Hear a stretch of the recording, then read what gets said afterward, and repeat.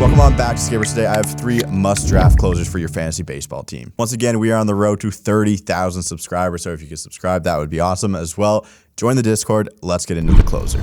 First closer is going to be Iglesias of the Atlanta Braves. He has an ADP of 79. Last season, he went 2-6, 16 saves, 2.47 ERA, 62 innings pitched, and 78 strikeouts. He's a 33-year-old reliever now, but he still has a strikeout rate in the 92nd percentile, even though it did drop from 37.7 the year before to 31.7% last year.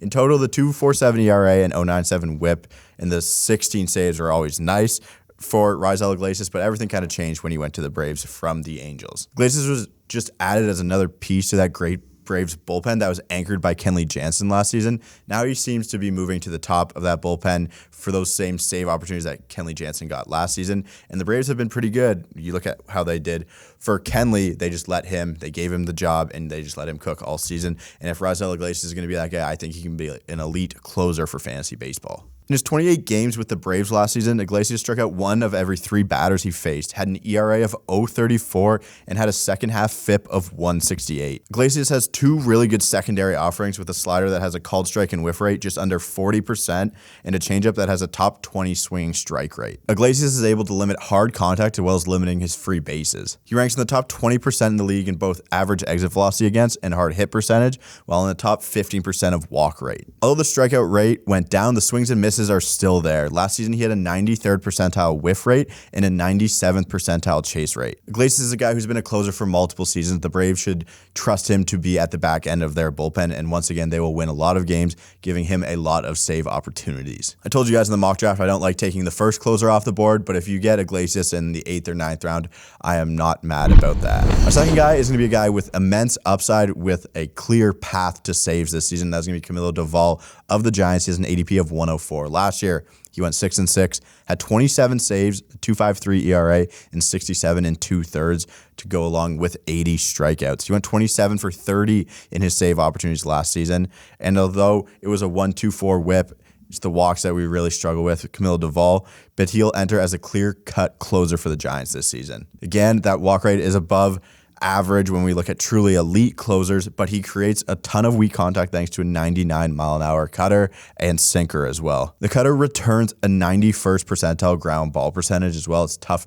to get hurt if you're giving up a lot of ground balls. Duvall also shreds right-handed hitters to the tune of a 23.5% strikeouts minus walk rate, a 182 average, and a 204 FIP against. To pair with his cutter, Duvall throws his slider 44% of the time. His slider has a 95th percentile out of zone swing percentage and an 88th percentile positive outcome rate. Duvall's usage is another thing that makes him elite. He was in the 95th percentile in games pitched and 93rd percentile in innings pitched last season amongst relievers. At the very least, Duvall will help your ratios a ton. Although he throws the cutter hard, it doesn't return the best numbers. It ranks in 99th percentile in average velocity, but it returned a batting average on balls in play over 333 last season, which is cause for concern, as well as a positive run value. If Duvall went to his sinker or four-seam fastball more often, he might become truly elite. His sinker returned a batting average against 100 points lower than his cutter and an expected slug 200 points lower. Some tinkering to his pitch selection could really unlock his incredible potential. Even with the bad cutter numbers, Duvall had an average exit velocity, expected batting average, expected slug,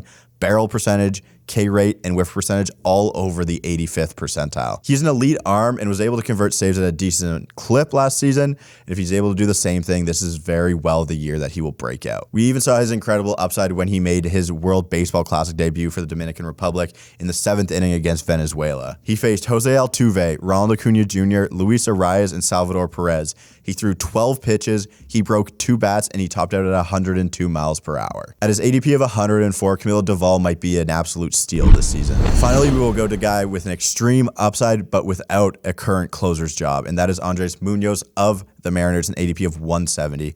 Last year, he went 2-5. He added 4 saves, a 2.49 ERA. He pitched 65 innings and had 96 strikeouts. That is an incredible amount of strikeouts in those amount of innings, which helped lead to a 204 FIP. The profile tells us that even if he isn't named the closer, he will still be valuable in a middle relief role and a saves and holds league. He will be very, very valuable. Last year, he had a 38.7% strikeout rate with a small 6% walk rate. The 2.49 ERA was also good, but you look at his Munoz' expected ERA, that was minuscule at 1.84, which puts him in the top 1% of all pitchers. All he's going to need is the opportunity to close. The Mariners have a couple other guys with experience closing games in Paul Sewald and sometimes Diego Castillo, but I think Munoz by far has the best stuff in that pen. Here are all the stats that Andres Munoz ranked in the 99th percentile or better of. They are expected ERA, expected batting average against, expected slug against, K percentage, whiff percentage, chase rate, fastball velocity, swing strike percentage, and called strike and whiff rate. His fastball averaged 100.2 miles an hour and had a ground ball rate at 62%. Again, it's hard to get hurt if people are smashing your fastball into the ground. Munoz's slider is also what makes him so good. He throws it 65% of the time.